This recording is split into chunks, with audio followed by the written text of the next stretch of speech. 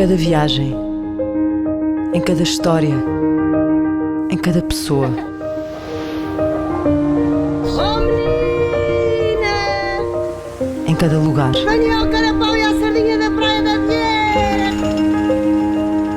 A cada dia, a certeza de que a vida não pode passar ao lado. A vida acontece quando se põe a vida ao centro.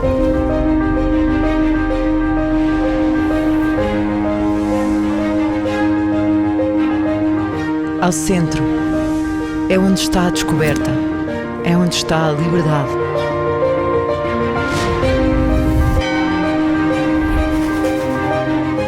Ao centro, procurar a beleza e fazer da natureza o centro das atenções.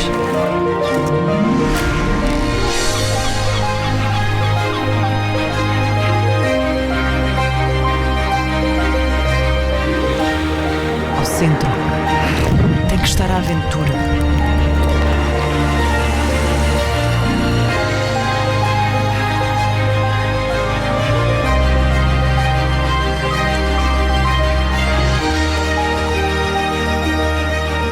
Ao centro, tem que estar um momento.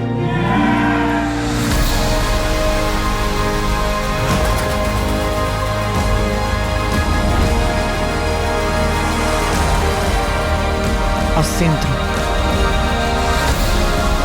é onde criamos histórias. É onde estão as memórias.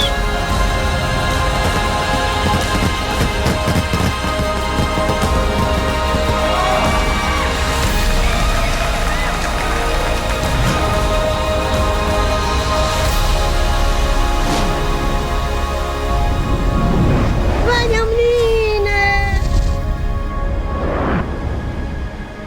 Ao centro, o nosso tempo, a nossa vida.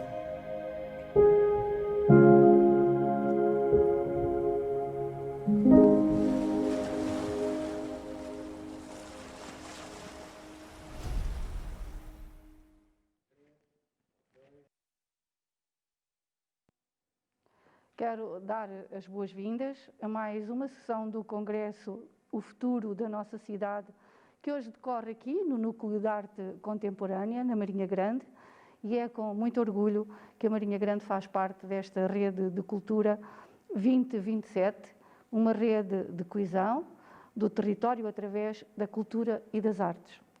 É com enorme satisfação que vos recebemos neste espaço para o debate de uma temática tão interessante e atual: cultura e educação, cultura e gerações. Por isso queremos agradecer a presença dos oradores, o Dr. Paulo Pires Duval, a doutora Patrícia Martins, a doutora Alexandra Neves, a professora romana que está connosco através de videoconferência, o professor Fernando Emílio. O debate vai ser, então, conduzido pelo professor Jorge Brites, a quem muito agradecemos, e também uma palavra de reconhecimento aos nossos diretores dos agrupamentos de escolas, às nossas universidades séniores, nossos parceiros que aceitaram o convite para estarem aqui presentes. Convido toda a gente, todos aqueles que nos possam acompanhar através do Facebook, para poderem partilhar connosco tão agradável serão e todas aquelas aprendizagens que hoje aqui iremos fazer convosco. Muito obrigada pela vossa presença. A todos desejo que este evento ligado à Rede Cultura 2027 seja mais uma razão para que a região esteja unida em uníssono naquilo que é tão importante para o nosso povo, a cultura e as artes. Muito obrigada e um grande agradecimento também, deixei para o último, mas propositadamente, ao Paulo Lameiras, que também soube organizar-nos, no fundo, no sentido desta união profunda em torno daquilo que é tão bom sentir a arte e a cultura. Obrigada. Muito boa noite a todos. Queria começar por agradecer o convite à organização da Rede Cultura 2027 para a moderação deste painel. Queria agradecer ao município da Marinha Grande, na pessoa da sua Presidente, a doutora Cidália, da senhora Vereadora da Educação, a doutora Célia. Queria cumprimentar a audiência e agradecer aos meus ilustres colegas de painel a sua presença. Um cumprimento também especial aos meus colegas professores, colega Cesário, na audiência, senhora Vereadora da Educação de Leiria. Hoje, quarta-feira, dia 30 de setembro, realiza-se uma nova sessão da iniciativa Congresso às Quartas, com o tema Cultura e Educação, Cultura e Gerações, Crianças e Idosos. Este debate antecipa a celebração do Dia Internacional do Idoso, que se assinala justamente amanhã, dia 1 de outubro. Este congresso tem vindo a acontecer por todos os 26 municípios envolvidos nesta Rede de Cultura 2027, sob proposta dos próprios municípios. A reflexão em torno dos diferentes temas tem por objetivo reunir contributos para a candidatura à Capital Europeia da Cultura, tornando-a mais rica, mais participada e necessariamente mais envolvente. Nesta sessão, o painel de discussão é constituído pelo Paulo Pires do Val, a quem agradeço já a presença, o nosso comissário do Plano Nacional das Artes, a Patrícia Martins, técnica superior de animação cultural e membro do Conselho Estratégico da Rede Cultura 2027, a professora Ana Romana, que é artista plástica e professora na Escola Superior de Artes e Design das Caldas da Rainha, que não está aqui fisicamente em presença, mas está online connosco. Alexandra Neves, mestra em envelhecimento ativo e representante regional do Programa Portugal Inovação Social no âmbito da Iniciativa Portugal 2020. E ainda o Fernando Emídio, coordenador da Cidadania e Desenvolvimento no agrupamento de escolas Marinha Grande Poente. Portanto, um homem da casa, um homem da Marinha Grande, a quem eu vou dar já a palavra. Eu vou pedir aos oradores que em 5 minutos, sensivelmente, nos digam qual a ideia-chave daquilo que vos traz aqui hoje, o que é que vamos ouvir falar de vós hoje aqui. Obrigado, Fernando, Jorge. Muito obrigado. Quero agradecer também à organização da Rede Cultura 2027, na pessoa da Sra. Vereadora e da Sra. Presidente de Câmara. Agradecer o convite para estar aqui hoje. Bom, eu vou começar por falar um bocadinho no âmbito pessoal e a importância da cultura e da arte, daquilo que pode ter na minha vida. É verdade que eu, enquanto estudante, foi algo que me marcou sempre. Quando havia envolvimento da arte, da cultura, dentro daquilo que eram as aulas que íamos tendo, e foram sempre experiências que me marcaram, que ainda hoje eu não esqueço. Depois, mais tarde também, quando passei para a profissão docente e quando comecei a dar aulas, o facto de me ter feito alguma formação no âmbito das artes e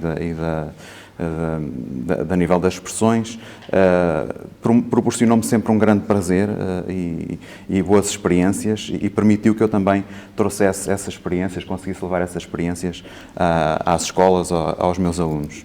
Portanto, acho que é bom também eu poder expressar a minha admiração pela arte, pela cultura. Depois também acho que é importante o impacto que as artes podem ter na aprendizagem, e a forma como nós, na escola, os professores, podemos basear o currículo, basear aquilo que são as aprendizagens na arte, não é? Termos uma visão integrada do currículo a partir da arte e da cultura, acho que é fundamental, é cada vez mais necessário. Eu sou de um ciclo de ensino que é, por natureza, globalizante, não é? e holístico, que é o primeiro ciclo, mas muitas vezes nós não conseguimos dar a volta e não conseguimos integrar as artes, integrar as expressões artísticas, físico-motoras na nossa prática. E é pena porque realmente é algo que nós teríamos muito a ganhar se incluíssemos cada vez mais. Depois eu penso que também pode ser importante falarmos aqui um pouco sobre o apoio que é necessário que os professores possam ter no desenvolvimento desta escola cultural, chamemos-lhe assim, e depois o Dr. Paulo Pires do Val irá falar com certeza como Comissário do Plano Nacional das Artes mais sobre este tema. E acho que é muito importante, de facto, que existam estas iniciativas que possam capacitar e apoiar os professores nas escolas para poderem desenvolver atividades baseadas na arte, na cultura, de uma forma integrada. Porque, na verdade, termos alguém na escola que esteja capacitado para isso proporciona outro tipo de conhecimentos, outro tipo de experiências, que não os professores que às vezes podem não ter esta competência cultural, não sei se pode chamar assim, tão desenvolvida, não é? E que poderão necessitar dessa ajuda.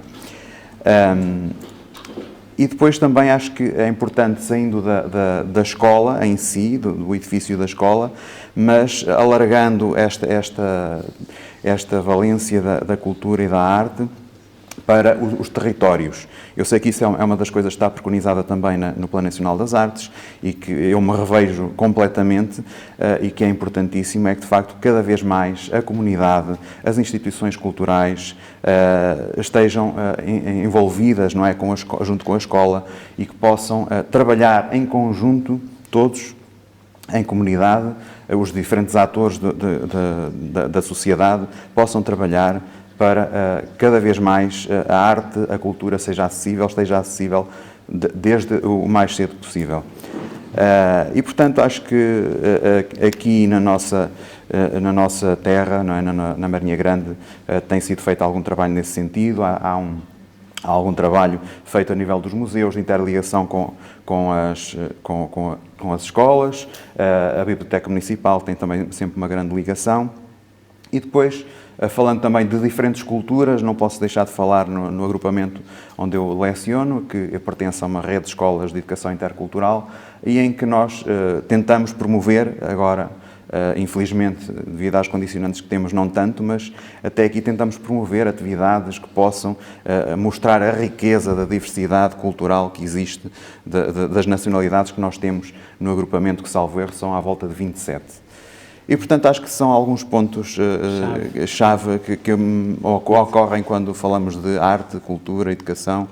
Penso que gerações. Será. Muito obrigado, Fernando. Eu passaria agora a palavra à nossa outra oradora deste painel, a professora Ana Romana. Ana, num outro nível de ensino, numa outra realidade, num outro espaço, o que é que a Ana vai partilhar connosco hoje? Bom, viva, boa noite para a Marinha Grande, não é? Boa noite à Rede Cultura. Antes de falar um pouco dos meus tópicos, gostava só também de saudar, não é, todos os que estão aí presentes e o convite que veio também da parte da Câmara Municipal da Marinha Grande e agradecer também a todos os que contribuem para a Rede Cultura, não é? Eu apoio e desejo um maior sucesso nesta candidatura. Quando o grupo que me fez o convite, que é o Grupo Gerações, do qual a Patrícia Martins faz parte, o Paulo Lameiro faz parte, quando me fizeram o convite, a ideia era que eu pudesse falar, não é, da minha experiência como artista plástica sobre as artes participativas e o trabalho que é feito com a comunidade. E esta minha perspectiva, não é, será a partir de alguém que é artista plástica, que é em simultâneo docente e também mediadora. E para falar um pouco sobre as artes participativas, preferi usar um exemplo, ou uma espécie de estudo de caso no qual eu participei, que é um projeto que se chama Entre Vizinhos. Foi um projeto que a Fundação Carlos Gulbenkian começou em 2017, quando a própria Fundação Carlos Gulbenkian percebeu, ao fim de estar ali há 60 anos, percebeu que não tinha relação com a sua vizinhança. Havia relação com um ramo em Londres, com uma delegação em Paris, com todo o mundo, mas não havia com a vizinhança. E então a Fundação Gulbenkian começou um projeto chamado Quilómetro Quadrado, em que se tentou então trabalhar com as escolas de tape que há naquele território, com a comunidade, principalmente de mulheres desempregadas, principalmente dentro da comunidade cigana, e também com a população sénior que habita aquela freguesia das Avenidas Nortes. Mais tarde, então, o Museu Gulbenkian continua este projeto com o grupo de séniores e é aí que eu sou convidada, não é, para integrar este projeto que se chama então Entre Vizinhos e que é um projeto de arte participativa, não é, que envolve esta comunidade.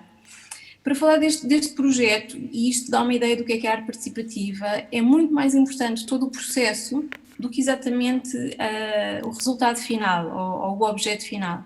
Portanto, eu vou falar um pouco do processo só para ir passar também algumas das ideias-chave. Obviamente, não é? Antes de eu, como artista plástica, aparecer dentro de uma comunidade, há todo um trabalho que foi feito por duas mediadoras do Museu Gulbenkian e que há todo um processo, não é? De conquista, de confiança, de afetos, e só aí consegue de facto entrar mais uma pessoa estranha e aderir também a esse grupo.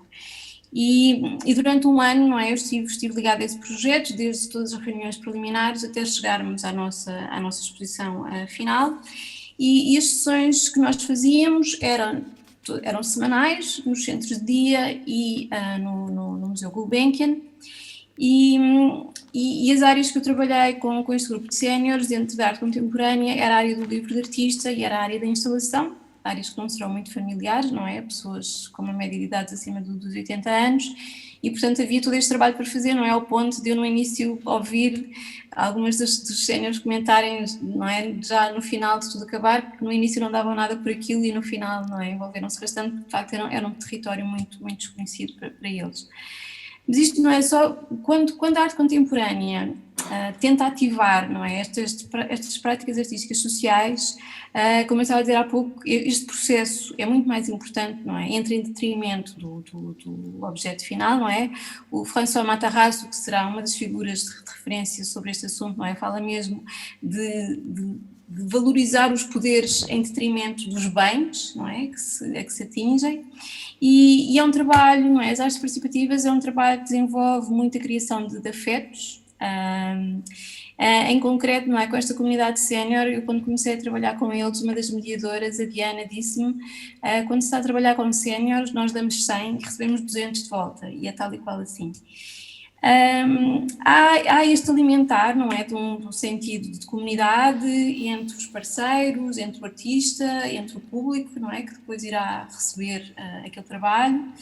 Há este potencial na arte participativa de ser transformadora, não é? Eu não sei se a arte vai conseguir mudar o mundo, mas acredito, não é, que a arte pelo menos consegue mudar muito, não é, a maneira como se pensa.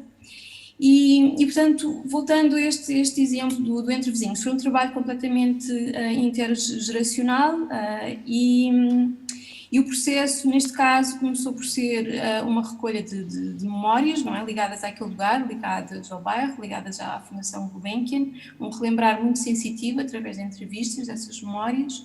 Houve uma série de trabalho de retratos, houve um fotógrafo também envolvido neste projeto e uma série de trabalho de retratos feito com esta comunidade, ao ponto de haver comentários do género, eu só no dia do meu casamento é que tinha sido tão fotografado, não é, como neste projeto. E depois havia-se pegar então dessas memórias que eu tornei em pequenas histórias e houve uma instalação espalhada pela freguesia das Avenidas Novas, nos locais que os próprios séniores escolheram, locais aos quais eles estavam com os seus afetos, não é, ligados a esses lugares, e também espalhadas pela Fundação Carlos Gulbenkian, pelos espaços públicos, e portanto um projeto que ganha esta materialização vai chegar a um público mais alargado, que de outra maneira, não é, se calhar não iria ter acesso ao trabalho, estando espalhado, não é, pelas lojas e pelas escolas e pela junta de freguesia e pelos centros comerciais e todos os sítios, não é, que os séniores escolheram. Depois houve também a materialização final de um livro, que foi todo feito com o grupo de séniores, fizemos uma tiragem de 50 exemplares. Esse livro, eu já agora posso só aqui mostrar de forma sucinta, ele é uma espécie de cápsula do tempo, não é? Aqui contido nesta caixa. E este livro contém então um booklet, não é? Com todas as histórias narradas pelo grupo, em versão bilingue. Contém um encarte, não é? Que tem um mapa que consegue dar até a localização pela freguesia de onde estão instaladas as histórias. E cada sénior fez então uma dupla página em que havia o seu retrato, em que havia um fragmento do mapa, e as páginas todas juntas fazem um mapa total da freguesia, e onde havia uma dupla página, como cada um trabalhou como entendeu, não é? A partir do que é que para ele era significativo estar num livro. e podia ser sobre a sua memória pessoal ou podia ser diretamente sobre o projeto do Entre Vizinhos. E esta foi uma das materializações, não é? Este livro, quando se faz um livro, a vantagem, não é? Como dizia o Pina Martins, é que os livros sobem montanhas e atravessam oceanos e, de facto, estes livros foram distribuídos para museus, não é? Desde Nova Iorque, o MoMA, até em Londres, a Tate, ou em Portugal para a Fundação de Serralves, e há vários museus, não é? Que através das suas coleções de livros de artista podem receber este trabalho feito em comunidade. E depois o que foi também aqui fundamental foi o ato da inauguração, não é? Em que todos os participantes se reúnem, trazem os seus amigos, trazem a sua família, é uma grande celebração, não é? Desta comunidade, e há até chegar ao ponto das visitas guiadas, não é? As visitas guiadas à exposição eram feitas pelos próprios séniores que receberam desde grupos universitários à escola TAPE, e há esta relação, não é? Sempre muito cruzada com as comunidades daquele lugar. O grande objetivo deste projeto e o grande objetivo das artes participativas, não é? Este empoderamento, não é? Este dar ao outro, este poder, não é? De ocupar um território, não é? De ter um sentido de pertença num território, de ter um sentido de identidade que ele constrói, que ele reconstrói, não é? Este sentido de pertença. Neste caso em concreto, sendo um grupo de séniores a ver esta ideia do envelhecimento ativo, havia também este reforçar dos laços, não é? Com a vizinhança, que eu disse, foi daí que o projeto nasceu, e estes laços de proximidade. Há o grande objetivo de combater o isolamento social, não é? Que as populações séniores são as principais afetadas, de promover, não é? Esta aprendizagem ao longo da vida e de validar as suas experiências de vida como conhecimento válido e tornar o museu, não é? Um espaço mais participativo. Uma das melhores conclusões que posso ter quando eu terminei o projeto foi um dos séniores me dizer, o Sr. Galvão me dizer que nós não lhe alargávamos só as ideias, ele tentava me explicar: vocês alargam o pensamento. Eu acho que isto de facto foi o melhor que nós conseguimos fazer com este grupo. Este projeto continua, não é? Desde que se entrou em pandemia, ele continua. As visitas são feitas neste momento de forma virtual, não é? Via Zoom, tal e qual como eu estou aqui hoje. Há o encontro, não é? Entre o grupo de séniores, os técnicos e os mediadores do museu, e obviamente a partir do momento que uma arte participativa passa para uma videoconferência, há um grande desafio, não é? De como é que se vai explorar através da tecnologia um projeto que possa ser igualmente participativo e manter todo o estímulo, não é? Desta faixa etária, não é? Este grupo, a média de idade está acima dos 80 anos, manter nesta faixa etária, não é? Todo o estímulo cognitivo e criativo dentro deste grupo. Isto é um bocadinho um estudo de caso que serve para caracterizar, não é? O que é que as artes participativas podem trazer. Eu, há pouco, vou só dizer isto também de forma muito sucinta, não é? Como há pouco falou na apresentação, eu também sou docente, não é? Na Escola Superior de Artes e Design de Caldas da Rainha, onde, por exemplo, na licenciatura em Artes Plásticas, comecei a lecionar uma disciplina de práticas artísticas sociais, onde tento também trabalhar todos estes aspectos diretamente com os meus alunos. Eu penso que ultrapassei os meus 5 minutos. Sim. Voltaremos a si brevemente. Ficámos curiosos em saber mais sobre esse projeto Entre Vizinhos e voltaremos brevemente a si. Eu passaria agora à sala, novamente, à Patrícia Martins, com quem tenho o privilégio de trabalhar há alguns anos a esta parte, e perguntar-te muito diretamente, Patrícia, o que é que traz cá?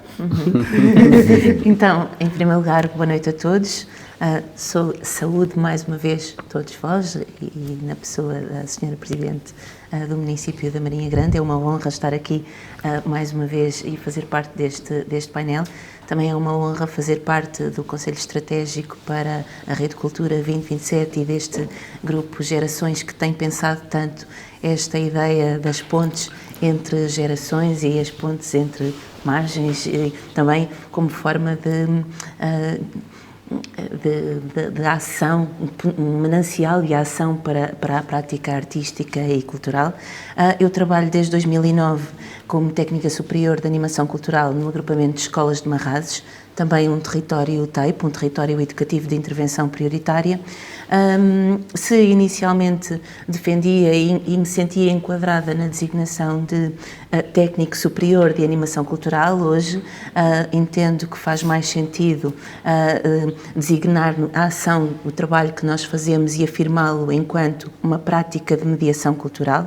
E acho que a escola tem todo o potencial, é um local de encontro, é um local privilegiado para que possa, por intermédio dos seus técnicos, por intermédio dos seus professores, por ação do mediador cultural, agora enquadrado e legitimado pelo Plano Nacional das Artes, que surge agora e muito bem, que está a começar a ser implementado desde há 2 anos para cá, um pouco por todo o território, e felizmente que sentimos também que alguns outros colegas, que há uma receptividade grande nas escolas.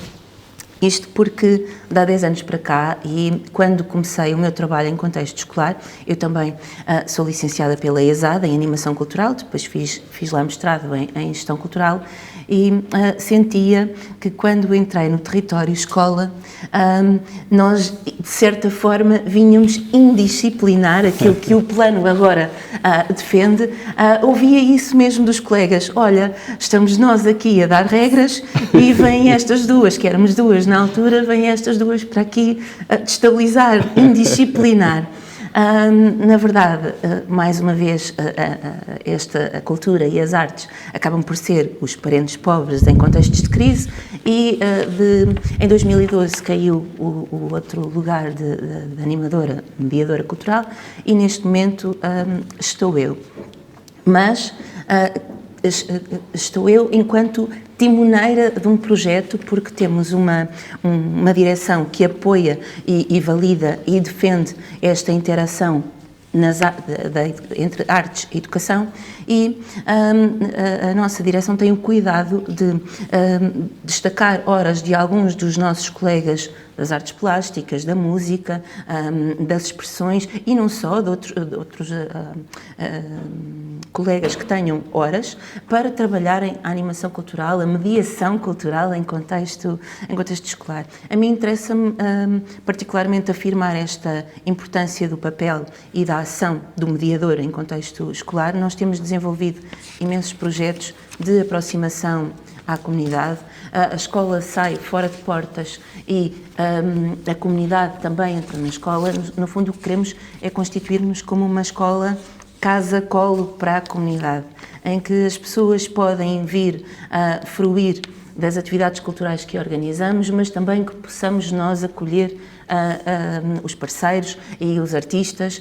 É uma ação que temos vindo a desenvolver passo a passo desde 2009, que agora começa a estar um pouco mais oleada. Se inicialmente, por exemplo, em contexto de atividades de férias, tínhamos ações de mediação cultural onde íamos visitar museus, onde íamos fazer algumas visitas mais culturais, hoje tentamos aproveitar, capitalizar essas horas para fazer residências artísticas com os nossos alunos, que até então também, mais uma vez, nem sempre, nós sabemos dos currículos apertados, e nem sempre era fácil retirar os alunos das horas do currículo para trabalharem esta questão da ação das artes. Muitas vezes, quando precisávamos de visitar um museu, fizemos já várias parcerias em contexto comunitário, e também parcerias com a Fundação Carlos Gulbenkian e outros, ou, por exemplo, quando há uma solicitação do Museu de Leiria ou de outros parceiros que começam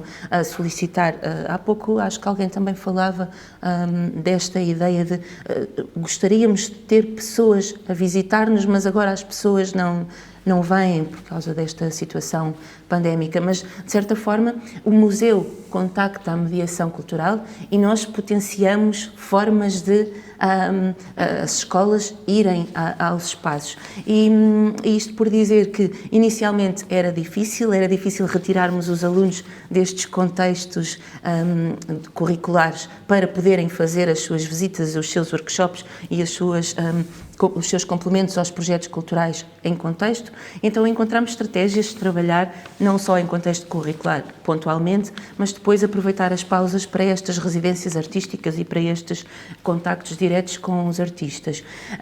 Temos vários espaços de encontro em contexto escola, que nós agora costumamos falar como espaços híbridos de criação, onde podemos trabalhar as artes plásticas, a performance, a dança, a música, e trazer também a comunidade para integrar estes projetos. Estou a lembrar-me de um projeto que ficou, infelizmente, barrado agora por esta questão pandémica, mas que queríamos regressar a eles, estamos a reinventar-nos para regressar a eles, porque temos utilizado muito esta ligação entre as artes e a cidadania. O ano passado estávamos a trabalhar com a Fundação Carlos Gulbenkian, com este grupo heterogéneo de alunos entre o 5º e o 9º ano, e com as senhoras de uma loja social do bairro, também dinamizada pelo município de Leiria, um projeto que se intitula Viver Melhor no Bairro, no qual o mediador cultural também é parceiro. E então o que é que o mediador cultural e a sua equipa fez? Canalizou as várias frentes nas quais se move, desde as senhoras do bairro ao Clube das Artes e Cidadania, às parcerias que tem com a Gulbenkian ou com, está ali na assistência temos um representante do projeto Música Omnipresente, também um projeto de música que trabalha em contexto de agrupamento. Portanto, o mediador acaba por ligar as pontes todas, tecer todas estas pontes e ser uma espécie de dispositivo para acionar projetos. E, portanto, estávamos a realizar, a implementar um projeto a que chamámos Terra de Todos, Terra de Ninguém, que falava da temática dos migrantes, da temática dos direitos humanos. Tínhamos feito um estudo aprofundado da Carta dos Direitos Humanos, estávamos a construir também uma carta alternativa, fazer uma nova proposta. Tínhamos feito recolha de testemunhos em contexto das pessoas que viveram na pele a guerra colonial, não é? E que depois vieram também para o bairro que deu origem à nossa escola, não é? Que é uma escola que existe desde 76 ali em contexto de bairro, e portanto tínhamos ali todo um projeto montado para apresentar no Festival Teatro Juvenil, também um projeto no qual participamos, num festival da cidade, o Festival A Porta, um festival que liga várias valências artísticas, com o envolvimento de todos. Nós temos estes grupos nucleares, mas depois tentamos sempre envolver todos. Então, todas as pessoas do agrupamento, de todos os ciclos, desde o jardim de infância até ao 9º ano, famílias e colaboradores, pessoal docente e não docente, foram convidados a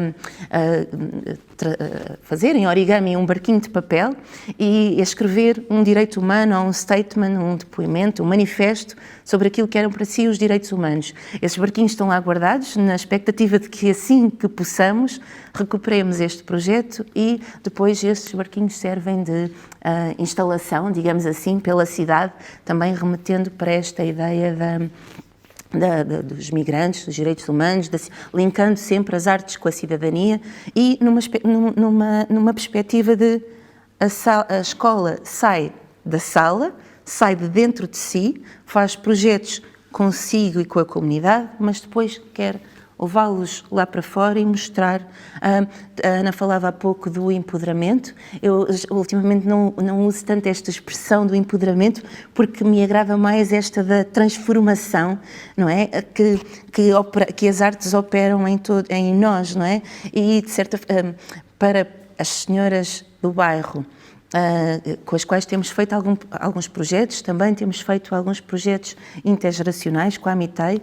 Eu vou tecendo também, vou buscando coisas aqui e ali, porque são muitas. Este mediador também é mesmo assim, e se calhar já estou a exceder-me no tempo, porque na verdade a escola também é um espaço privilegiado. Temos contigo à escola, eu falo escola, a sede do agrupamento é uma escola que tem 2º e 3º ciclo e tinha CEF, mas contígua à escola temos uma escola de primeiro ciclo, temos porta com porta uma escola de pré-escolar, temos uma filarmónica, temos um lar e centro de dia, temos a loja social e temos aqui uma estrutura já bastante entrosada, que lá está, por ação do mediador cultural e dos contactos que se vão estabelecendo, já são também 11 anos de ação e, portanto, à distância de um telefonema ou de um clique, vamos fazer isto, então vamos. E as coisas acontecem, as portas abrem-se muito mais facilmente. E, portanto, eu defendo muito que para que estas coisas aconteçam e para que o Plano Nacional das Artes aconteça, é muito bom haver 2 horas e um professor coordenador de escola de plano cultural de agrupamento, mas era se calhar também muito importante esta ideia de haver alguém com horas e com know-how e com um jogo de cintura e descomplicada, como costumam apelidar muitas vezes, que vá tecendo estas pontes e vá desbravando mato, peço desculpa pela expressão, mas é abrindo portas, abrindo caminhos para esta transformação por intermédio das artes, com a comunidade, para a comunidade, numa simbiose entre todos. Muito obrigado, Patrícia, sempre por esse teu entusiasmo contagiante. Já voltarei a ti, porque o investimento na cultura e na educação se faz em todas as fases da vida. Temos a Alexandra Neves, que faz um outro investimento e uma outra aposta numa outra fase da vida. Alexandra, queres partilhar connosco um pouco como é que é trabalhar cultura, educação na terceira idade, junto de idosos? Muito obrigada por esta oportunidade, cumprimentar os que estão em casa, cumprimentar os que estão aqui na sala, é uma honra estar convosco. Antes ainda de chegar aos idosos, dizer-vos que representa Portugal Inovação Social na região centro e é um programa que está cheio de privilégios, porque acolhe estes empreendedores com perfis semelhantes ao que foi apresentado pela Ana, ao que foi apresentado pela Patrícia, que são completamente apaixonadas por estas situações e, portanto, pessoas destas cada vez vão aparecendo mais nos territórios e nós temos o privilégio de os acolher e de fazer acontecer esses projetos no terreno, onde a componente educação e cultura estão no sumo de todas estas situações. E, portanto, já todos percebemos que quando estamos a investir em educação e cultura, desde que nascemos até ao nosso momento final, até ao nosso suspiro, e percebeu-se já porque a Academia vai entrando nestes projetos e vai avaliando estas métricas, há mais qualidade de vida nos territórios, há mais qualidade de vida nas pessoas e nas próprias comunidades. E quando misturamos todas estas gerações, ainda os impactos sociais ou de saúde ou outro tipo de impactos são muito mais visíveis. Quando chegamos à terceira idade, que já deixou de ser uma faixa etária, já deixou há algum tempo sem investimento, portanto cada vez mais continuamos a investir nesta faixa etária, a educação e a cultura ainda têm que ter aqui um peso muito mais forte. E, portanto, todos estes projetos que vamos financiando, muito também da experiência da minha vida pessoal, também como voluntária em algumas instituições, fazemos questão de investir na educação, na cultura, até ao fim de vida, mesmo que estejamos em cuidados paliativos. E financiamos projetos do início até ao fim de vida e até no pós, quando estamos ainda a trabalhar as pessoas em momentos em questão de processos de luto. Muito obrigado, Alexandra. Passarei agora a palavra ao nosso comissário para o Plano Nacional das Artes, caro Paulo. Tive até agora o estatuto de ouvinte. Disse numa entrevista que precisamos deitar abaixo o muro entre a escola e a comunidade. Isso é um imperativo e torna-se fundamental. A pergunta, em jeito de provocação, é como é que estamos neste processo de demolição? Linda pergunta, e deixa então começar, obrigado Jorge pela pergunta, que é fundamental. E deixa-me só então começar com 3 palavras, depois de tudo o que eu vi, que é, por um lado, a gratidão, e queria agradecer muitíssimo por estar aqui, à Sra. Presidente da Câmara, às senhoras vereadoras, quer aqui da Marinha Grande, quer de Leiria, por estarem presentes, e ao Paulo e à sua equipa por terem organizado este encontro e por estar eu nele. Depois, a alegria de poder conversar convosco sobre isso e de ouvir sobre esse quebrar do muro, já algumas experiências aqui muito visíveis, que começaram antes do plano existir e, portanto, não pretendemos inventar a roda, pretendemos é ajudar que ela possa rolar melhor e rodar cada vez mais e bem, por todo o país, em todo o território.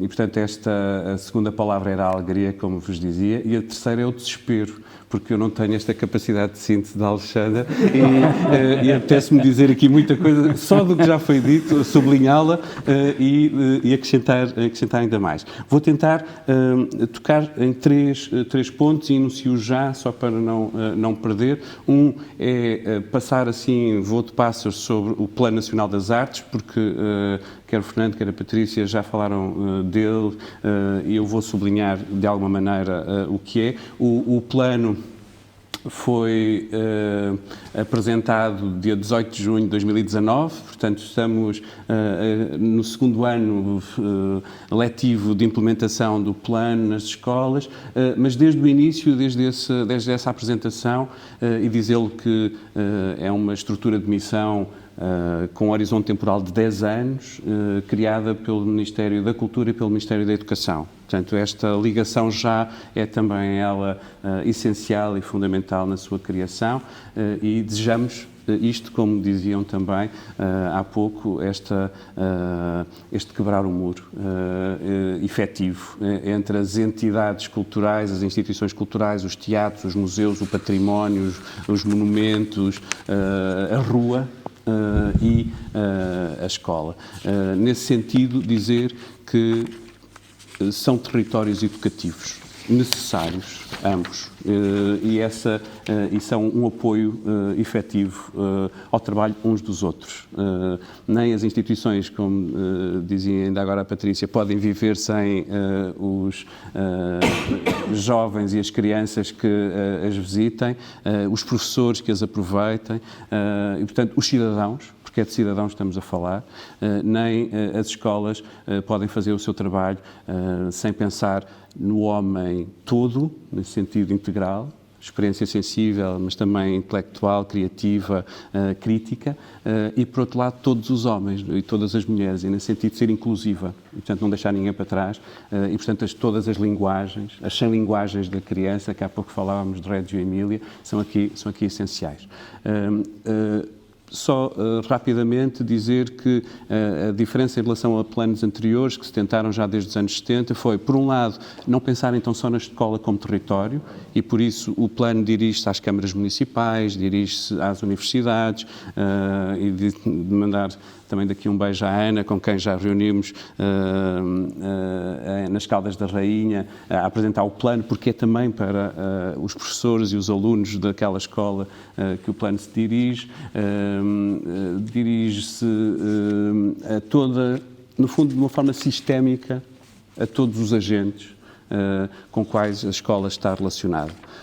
E por isso são necessários todos para a responsabilização pelo horizonte cultural de todos. Cada um tem aí um papel, cada um tem aí um lugar. E o plano não é apenas qualquer coisa de formal, institucional, é feito por estes agentes, mediadores, artistas, que no terreno, empresários, que ajudam a que isto possa acontecer, que no terreno permitem que aconteça. Dizer também, e como também aqui já se afirmou, que o plano não procura criar uma disciplina ou uma disciplinarização da cultura ou das artes, mas pensar de forma transdisciplinar.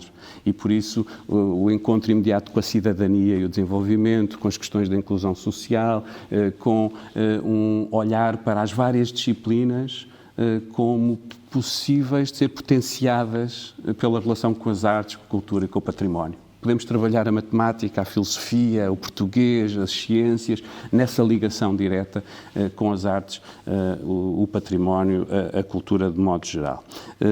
E depois, só para terminar esta apresentação rápida, é o primeiro ponto, desculpa Jorge, só dizer que o pensamos de uma forma, já não de uma democratização da cultura, no sentido de uns quantos iluminados dizerem a todo o resto do país o que é a cultura e o que é que eles devem fruir, mas de uma democracia cultural. E aí cruza-se também com essa questão geracional que aqui me interessa tocar. E nesse ponto de vista, ver em cada escola um projeto diferente, porque naquele território é aquele projeto e não um qualquer que em Lisboa se decida, mas que ali faz sentido, tem sido as coisas bonitas de vermos a realizar por todo o país. E perceber que podem ser coisas tão diferentes quanto numa escola em Faro, o desperdício alimentar, ou aqui as questões que a Patrícia há pouco apontava relacionadas com a imigração. Pode ser um património edificado como as ruínas de Milreu, num determinado sítio, e noutro as questões relacionadas com o bullying ou outras. E, portanto, esta ideia de que se pode trabalhar a cultura e as artes não só como uma janela à parte da vida, mas pelo contrário como parte integrante de toda a existência e, portanto, de forma integrada em toda a existência. Depois, o segundo ponto que hoje gostava de sublinhar e remetia para o Ricardo Reis, que na altura num dos seus poemas afirma este é o dia, esta é a hora. Significa este mesmo, é o dia, esta é a hora. O que é que eu quero dizer com isto? Que este ano, mesmo com todas as suas dificuldades e com todos os seus desafios, é o dia, é a hora. E eu julgo que ainda mais do que se calhar noutros anos. Porque perante as dificuldades que se levantam, que nós também percebemos quais são os princípios e os valores com que nos queremos reger. E qual é a comunidade que nós queremos criar. E, nesse sentido, as decisões que se tomarem hoje, este ano, nas escolas, ajudam-nos a perceber, de facto, o que é que nós queremos das escolas. Eu estou a falar das escolas, mas falamos também das instituições culturais. Há pouco, como vos dizia, quando pensamos sistemicamente, temos que pensar, de facto, como é que as instituições culturais, os teatros, os museus, se relacionam com a escola, o que é que oferecem à escola. E, portanto, é hoje o dia, a hora, para pensarmos como é que a escola não se fecha, é um perigo, e esta questão dos muros hoje ainda mais, não é? Achamos que estamos protegidos atrás de muros, é falso, e é preciso dizer hoje, então, que os museus são seguros, os teatros são seguros, os monumentos são seguros, e que podemos aceitar e levar artistas às escolas, porque também aí há segurança, e há pouco o Jorge falava sobre isso, e podemos criar circuitos higiênicos, seguros, com todos os cuidados, e é preciso hoje dizer isto bem alto, para que precisamente esses muros que nós queríamos destruir há um ano não sejam levantados por causa de uma qualquer pandemia. E passava para o terceiro ponto, só para poder depois conversarmos e voltávamos aqui, porque esta questão é fundamental, percebemos, como diziam já os meus colegas antes, que as artes, o património, a cultura não são extracurriculares, são parte integrante do currículo. E este ano temos que o mostrar também. Temos que perceber como é que o podemos fazer. E a luta do princípio deste ano letivo do plano está a ser esta e vai continuar a ser, e peço a vossa ajuda precisamente para que aconteça. Terceiro ponto, a questão do património de proximidade. Num ano como este, que é tão difícil, o melhor e o mais fácil, se calhar, é até pensar no património mais perto, aquele que chamamos de património de proximidade, que às vezes não damos tanta atenção, e, portanto, valorizar aquilo que está no território mais imediato. Às vezes pode ser património industrial que não se olhou com atenção, outras vezes pode ser o pelourinho no centro da praça, às vezes são umas estradas que, olhar bem para as pedras, percebemos que há uma história por trás, outras vezes são, e era aí que eu fazia esta ligação, as pessoas que estão ao nosso lado, as histórias que elas sabem. E aí esta relação intergeracional é determinante. Não há nada mais extraordinário quanto esta consciência de que são elas que nos trazem, ou seja, estes mais velhos, os séniores, os idosos, que podem trazer também ao cotidiano dos mais novos, ao nosso, cada um, esta ideia da raiz, das raízes, da pertença, da consciência de uma pertença a. E essa pertença é uma pertença a uma cultura. E essa dignificação desse papel, era esse também que eu queria só sublinhar, de quando são de património de proximidade. Eles são património de proximidade, património vivo de proximidade. Por outro lado, também compreender que é uma estrada de dois sentidos. Significa, os mais velhos podem ensinar aos mais novos, e hoje eu acho que estamos todos a necessitar de aprender jogos de rua, estamos a necessitar de ouvir outra vez histórias, de não esquecer, de alguma maneira salvar a vida a partir da narrativa e das narrativas, e os idosos podem ter aí um papel determinante.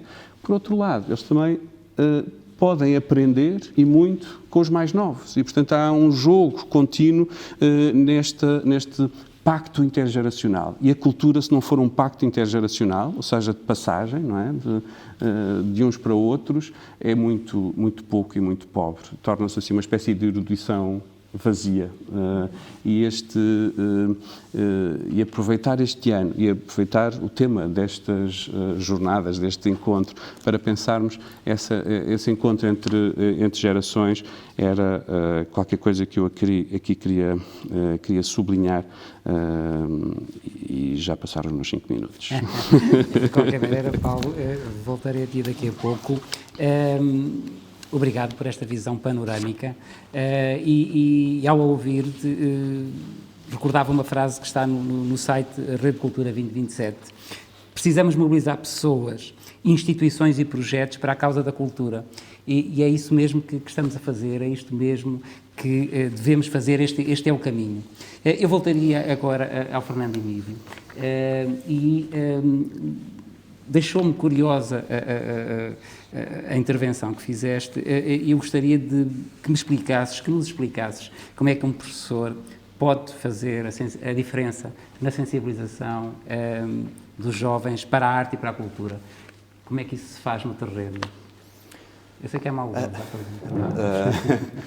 Eu acho que, na minha visão, nós podemos transformar as coisas. Eu tinha uma professora de expressão dramática que dizia assim: vocês podem começar o dia com uma expressão dramática. Não têm que começar com as crianças sentadas e logo muito rígidas e a fazer todos aqueles procedimentos muito, muito rígidos. E, de facto, se nós começarmos o dia com a introdução de uma expressão artística, por exemplo, em que a partir daí o dia decorre com essa base e decorre e vamos trabalhando conteúdos, capacidades, competências, etc., por aí fora, eu tenho a certeza absoluta que não há aluno que não queira ir à escola. Já estamos aí a chave. Portanto, acho que ter essa base, claro que, por isso é que eu dizia há pouco também que, falando especificamente no caso do ciclo em que eu leciono, o primeiro ciclo, é muito importante haver a capacitação e haver pessoas nas escolas que pudessem apoiar neste processo, mas depois, quando avançamos também, isso torna-se ainda se calhar mais importante, porque depois há a segmentação, não é? E neste momento temos visto, e felizmente a nível dos currículos temos visto cada vez mais a interdisciplinaridade, a transdisciplinaridade, através das várias estratégias e metodologias que são aplicadas na sala de aula, mas não tanto a inclusão das artes, não é? E da cultura. E, portanto, acho que era importante cada vez mais pensar-se nisso e haver uma base que pudesse sustentar depois o resto. Há pouco, Fernando, dizias que era importante desenvolver atividades no âmbito da cultura, mas de forma integrada. Como é que vês essa integração? Eu vejo, por exemplo, que na comunidade, não é, no território, há museus, há teatros, há bibliotecas, e pensar-se como um todo, construir-se, como a Patrícia dizia, e já tem um trabalho feito de muitos anos e bem estruturado, este trabalho integrado em que vamos à comunidade e rapidamente conseguimos montar, entre aspas, aqui alguma coisa que seja significativa para as crianças, não é? Portanto, eu acho que era muito importante que houvesse essa aproximação cada vez maior, portanto, esses muros que se fossem derrubados, não é? Cada vez menos existissem esses muros e que, de facto, esta separação escola, comunidade, sociedade fosse cada vez mais esbatida, porque nós aprendemos, e como o Dr. Paulo dizia, na rua, inclusivamente na rua. Eu acho que uma cidade, uma terra sem uma escola e sem crianças na rua perde muito, não é? Perde muito da sua graça.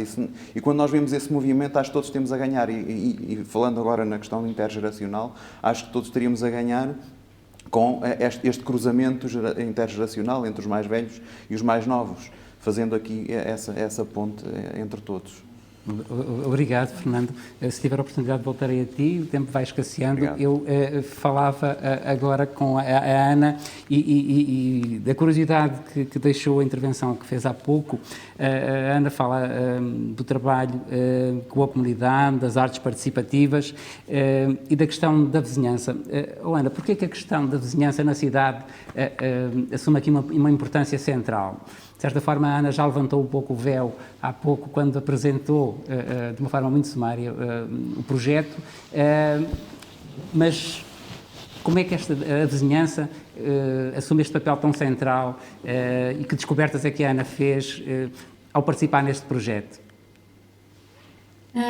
Bom, o que é curioso, não é? Voltando aqui a formas arquitetónicas, há pouco o Jorge, quando lançou a pergunta ao Paulo, falou de muros. Eu vou falar de pontes. Parece que estamos numa conversa sobre engenharia, mas é uma conversa sobre cultura.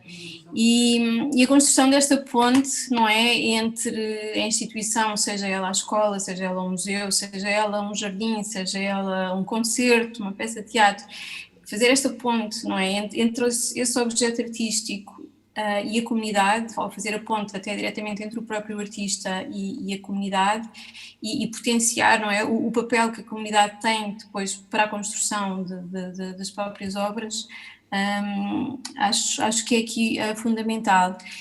Neste momento, não é, de uma forma até muito pragmática, estas ligações de vizinhança, de facto, a pandemia vieram destabilizá-las, e acho que neste momento estamos todos à procura de meios alternativos de fazer essas pontes. O online trouxe-nos uma série de propostas, não é? E nós, assim que viemos para casa em março, acho que muito rapidamente as instituições culturais se adaptaram e começaram a fazer uma série de mediação online, se calhar às vezes até um ponto de algum cansaço, não é? Acho que recebíamos tanto estímulo que às vezes ficava difícil de acompanhar tudo. Assim, esta ponte, não é, ainda há pouco, não é, como também dizia o Paulo, não é, esta ponte tem urgência, não é, do ser hoje e ser aqui e ser agora, porque, não é, nós vivemos num planeta que está muito vulnerável, e eu continuo a acreditar, não é, que a arte, tal e qual como dizia há pouco a Patrícia, tem este potencial, não é, de poder transformar e de poder gerar alterações que possam dar um futuro melhor. Mas eu também tenho que acrescentar o seguinte: quem trabalha nas artes participativas ou nas artes comunitárias, isto é a questão dos nomes às vezes também é difícil, no caso de Portugal, não é, trabalha normalmente com muito poucos recursos, digamos que são intervenientes que precisam de ganhar confiança do meio para poderem desenvolver o seu trabalho e de se tornarem então também mais profissionais. E eu acredito, não é, por exemplo, que o Plano Nacional das Artes trabalha nisso ativamente, não é, de poder gerar esses tais recursos e de poder gerar mais profissionais que construam estas tais pontes com a vizinhança. Obrigado, Ana. Eu só de uma forma muito sucinta, a questão da nova disciplina, práticas artísticas sociais. Qual é o impacto que se espera com a criação dessa disciplina, com esse nome tão bonito? Bom, os nomes são difíceis, mas foi o nome possível. Tal e qual,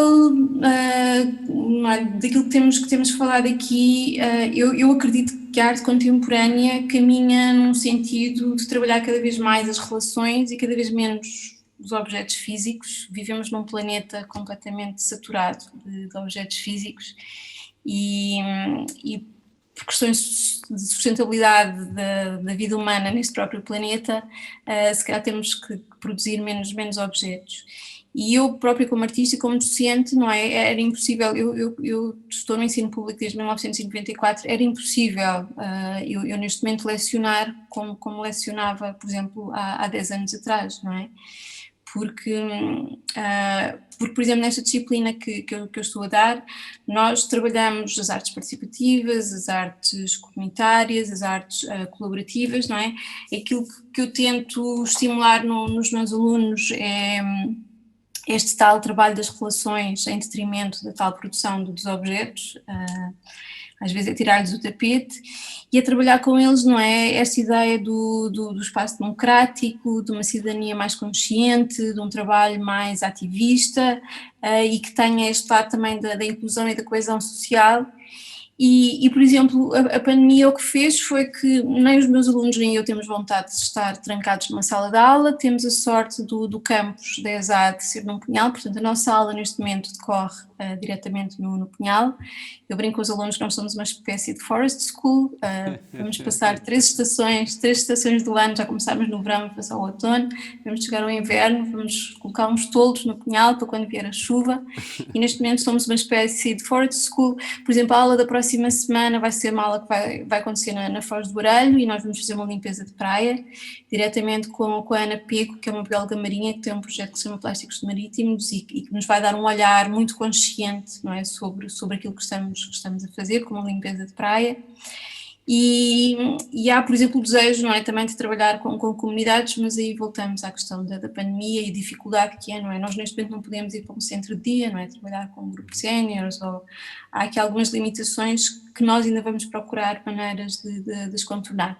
Seja como for, para esta disciplina, o meu assunto urgente, cada aluno traz o seu assunto urgente para a aula, e as aulas são uma espécie de assembleia, não é, muito democrática, em que todos participam com as suas ideias, se falam enquanto nós conversamos muito. A minha urgência é a urgência da crise climática, e essa é a que eu trago do meu lado para trabalhar nas aulas. É assim um problema avassalador, não é, mas também aquilo que nós tentamos é dar uma escala humana e perceber, não é, como é que nós podemos alterar coisas para salvaguarda. Muito obrigado, Ana, pelo teu testemunho e pelo trabalho que estás a desenvolver. Eu dava continuidade aqui, falando um pouco com a Patrícia, e tirei daquilo que disseste algumas ideias principais.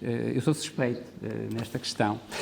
Tu falaste na escola como o primeiro polo cultural para a comunidade através das artes, os projetos intergeracionais e toda a dinâmica que é necessário criar na escola para ela também ser potenciadora desta transformação através da arte. O que é que se espera de uma direção para que isso possa acontecer numa escola? Já não posso ser despedida, pois não? Estou a brincar. Obviamente que há 10 anos atrás, ou há 11, faz agora em outubro 11 anos que estou no agrupamento, esperava um apoio incondicional, porque, como falámos também já há pouco, não era fácil uma pessoa, um técnico superior de animação cultural, um mediador, entrar em contexto educativo, em contexto escolar, a não ser que houvesse uma aposta forte de uma direção ou da coordenação TAPE que promovesse a nossa permanência e acreditasse no trabalho das artes na educação. Até porque, lá está, encontrávamos alguma resistência da parte da classe docente. Eu não acredito que fosse uma resistência pensada, mas mais por desconhecimento, porque lá está, mais uma vez, pensavam que eventualmente nós vinhamos, era uma coisa supérflua, não é? Esta ideia das artes são parente pobre, são facilmente descartáveis. Mas uma das primeiras abordagens que tivemos quando chegámos à escola, eu tinha uma experiência de muitos anos numa livraria, depois passei 2 anos por uma escola de música e artes, tinha alguma experiência já desta ideia e noutros contextos, tinha trabalhado com projetos culturais e, portanto, uma das primeiras coisas que quisemos fazer quando chegámos à escola foi uma visita a todos os colegas. E fomos escola a escola, são 26 escolas, há algumas escolas que têm 8 turmas, portanto 8 professores, e quisemos fazer uma visita a todas as escolas, apresentar-nos, dizer ao que vínhamos, o que é que queríamos fazer, e como eu ainda tenho muito vincado em mim uma forma de trabalhar assente no livro, começámos por sugerir atividades de mediação de leitura. E que não vou falar contra o Plano Nacional de Leitura, muito pelo contrário, mas que pretendíamos ser um complemento ao Plano Nacional de Leitura e trazer abordagens diferentes, começar a trabalhar o livro-álbum, o livro de imagem, o livro que pudesse remeter para a sensibilidade estética de determinados artistas, eventualmente preparávamos mediações também sobre biografias de pintores ou músicos. Começámos a entrar assim de mansinho em articulação com a biblioteca e começámos a fazer atividades transversais com o mesmo livro, com o mesmo dispositivo, mas adaptadas desde o jardim de infância até ao 9º ano. Portanto, se calhar andávamos meio ano a dar a volta a todas as escolas. O que inicialmente era estranho, as pessoas recebiam-nos um pouco a medo.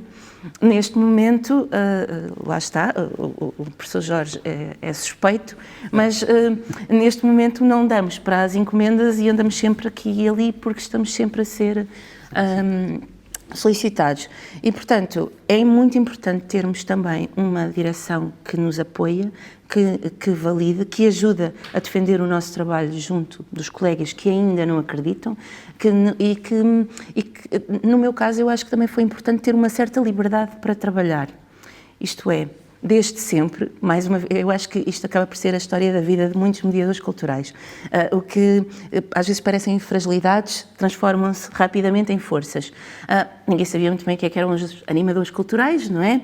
Ninguém sabia muito bem o que é que eles faziam, também não tinham um horário assim muito estabelecido e, portanto, eu nos primeiros anos andava assim numa espécie de autogestão. Mas essa autogestão... Controlada. Sim, eu sei. Mas essa autogestão permite alguma liberdade também para poder criar e para poder desenvolver. De repente, se eu ainda não cheguei à escola, eu posso estar em reunião com a pessoa da Amitei, do lar, em centro de dia, a magicar o que vamos fazer no projeto seguinte.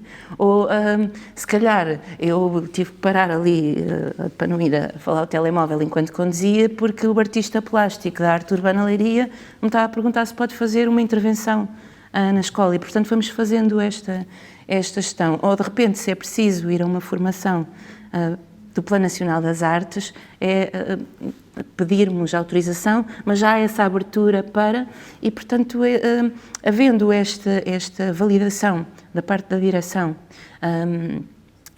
do valor que as artes podem tomar e que podem impactar nos processos educativos, na comunidade, na relação com o outro, na relação com as famílias, no estabelecer de pontes de contacto entre todos, é muito importante. E ainda só acrescentar, antes de me calar, porque já passei o tempo mais uma vez, acrescentar que a direção tem, e principalmente a partir do momento em que passei a ser a única técnica superior de animação cultural, tem delegado, como já disse há pouco, a alguns colegas cujas precisam de completar horas de componente não letiva e cujo perfil ou as competências se ajustam a este trabalho ligado às artes e à mediação cultural. Portanto, no fundo, o mediador cultural hoje em dia tem uma equipa que trabalha consigo e que ajuda a articular, e isso também só se consegue com o apoio próximo da direção. Obrigado. Jorge, posso bem gostava de responder a essa pergunta porque é mesmo importante. O papel do diretor, das direções aqui.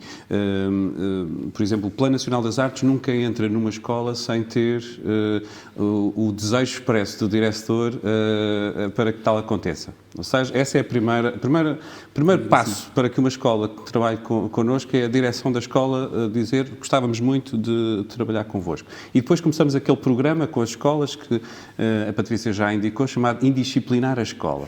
E para indisciplinar a escola, precisamos de começar precisamente pela direção e a forma como pensa a escola. E quando nós, obviamente, falamos de indisciplinar a escola, não é indisciplinar os alunos, é pensar de que maneira é que as várias disciplinas podem trabalhar em conjunto, podem criar projetos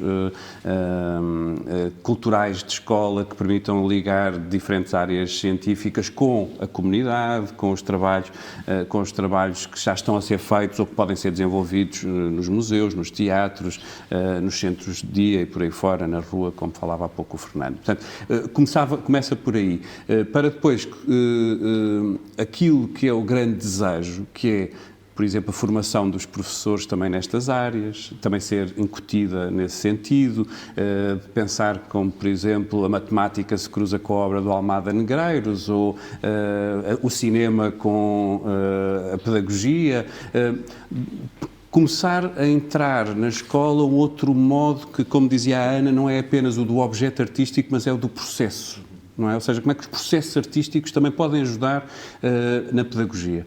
E isso, acredito, se confiarmos também nos artistas e no que os artistas trazem, ainda pode ser mais potenciado. E por isso, uma das propostas que fazemos, para além do uso de ferramentas e recursos pedagógicos que disponibilizamos e que queremos continuar a criar e a fazer, para além desse que podem encontrar no site do Plano Nacional das Artes, para além disso, acreditamos que a presença de um artista residente na escola pode, com a liberdade que traz, e agora a Patrícia falava até disso, não é? Ou seja, com a disponibilidade para escutar, para perceber, para relacionar, de repente, acredito, isso pode permitir uma escola outra que desejamos, que todos desejamos. Obrigado, Paulo, pela tua partilha, subscrevo inteiramente. Posso dizer uma coisa muito rápida, nesta ligação entre os projetos? Por exemplo, o ano passado uma turma do agrupamento de escolas de Marrazes, de Casal dos Claros, foi convidada para ir aos pequenos deputados, à Assembleia dos Pequenos Deputados, mesmo em cima do Covid. E o professor pediu-me ajuda para trabalharmos o tema. O que é que nós pensámos? Isto é em contexto completamente curricular. Eu levei um livro que tinha a ver com histórias e memórias. Os alunos já queriam trabalhar a aproximação intergeracional, nunca tinham visitado o lar contíguo à escola, muito próximo da escola. A pretexto do livro, trabalhámos todo o livro, trabalhámos todo o manifesto que depois seria apresentado, e os alunos naquele dia, num dia combinado, que era uma espécie de encontro preparatório para o que eles iam apresentar em contexto da Assembleia de Pequenos Deputados, foram passar o dia inteiro, de manhã até às 3h30, em contexto de lar e centro de dia. Foi muito engraçado porque na parte da manhã começámos com o dispositivo livre, os alunos leram o livro para os utentes, para os avós, como lhes gostamos de chamar. Depois foram os avós a partilhar tradições, o senhor até era barbeiro e tal, teve a explicar uma série de coisas aos miúdos, e depois da parte da tarde, eu não sei se essa foto anda por aí a passar, da parte da tarde os miúdos estiveram a jogar telemóveis e a fazer Snapchats e por aí fora com os utentes, e foi mesmo enriquecedor, por isso eu queria partilhar, porque acho que isto faz todo sentido. Havia um senhor que nunca falava, que a pessoa do lar, a técnica, me dizia, e ele não fala. Bem, e quando começaram a brincar com os telemóveis, com os miúdos, o senhor esboçou um sorriso, foi maravilhoso. E são estas coisas que fazem depois este trabalho nas artes e na comunidade valer a pena, faz sentido, não é? Tinha que partilhar este E marca uma diferença. Obrigado, Patrícia. Permita-me só aqui, agora, terminar, os efeitos que a cultura e a educação, quando é levada a sério, quando não é entretenimento e quando não é uma atividade extracurricular, faz. E aqui abordávamos estes investimentos, se estivermos em escola, nós estamos a investir na cultura e educação para resolver problemas de absentismo, para resolver problemas de sucesso escolar, ou de insucesso, neste caso, ao contrário, para resolver problemas de bullying. Se transportarmos isto para os idosos ou se misturarmos, quando estamos a investir na cultura, nós estamos a trabalhar demência, nós estamos a trabalhar isolamento, nós estamos a trabalhar solidão e estamos a retardar a institucionalização. Então estamos a tratar da dignidade das pessoas. Portanto, é para investir, é recomendável, devia ser prescrito pelo médico de família, desde que nascemos até que morremos, investir na educação e na cultura. Obrigado. Alexandra quase que me tirou a pergunta. Porque realmente a minha curiosidade era de que forma é que se pode organizar este envelhecimento ativo? Como é que se podem colocar os sujeitos que estão envolvidos no processo a participar nele? Como é que eles escolhem os caminhos de cultura que depois percorrem? A própria política pública já vai investindo, mesmo nos próprios acordos de cooperação que vai fazendo com as instituições nos idosos, já promove ou já obriga que cada instituição ou cada comunidade que possa não estar bem institucionalizada, mas esteja fora, já tenha um plano sociocultural para trabalhar estas situações. Agora, é preciso muito mais investimento, muito mais vontade para isso, e o programa que represento está a ajudar nessa situação, que até a própria política pública já está a olhar para este tipo de experiências e a adotá-los como para os próximos tempos, já saindo do próprio governo, e que nos vai obrigar a integrar todas estas situações, porque já estão mais do que validadas que fazemos bem às pessoas quando investimos na cultura e na educação. Muito bem. É realmente, como diz um amigo meu, o final da vida deve merecer cada vez mais a nossa atenção, e é bom saber que estamos atentos. Eu vou terminar, porque o tempo acabou, deixando só ao Paulo uma pergunta em jeito de afirmação também, e que vem na newsletter do Plano Nacional das Artes, e que é esta frase que eu achei deliciosa: este ano letivo a cultura está suspensa, certo? Isso mesmo. Nós quisemos encontrar um título maravilhoso, assim, para que não haja ninguém que não queira ler. Primeiro, a noção da suspensão também tem a ver com esta do absentismo, de ficar para trás, não é? E a forma como às vezes tratam os alunos. E às vezes parece que tratamos a cultura da mesma maneira. Portanto, ela, este ano, então, vai estar suspensa. Não pode estar suspensa. E, portanto, aquilo que há pouco dizia, não é? Que é agora o dia e a hora em que podemos apostar nisto que a Alexandra dizia, que o poder transformador das artes se possa manifestar ainda mais neste ano, e não podemos compactuar com a ideia que agora vamos levantar os muros outra vez, porque assim ficamos mais seguros, quaisquer que eles sejam, não é? Das instituições todas.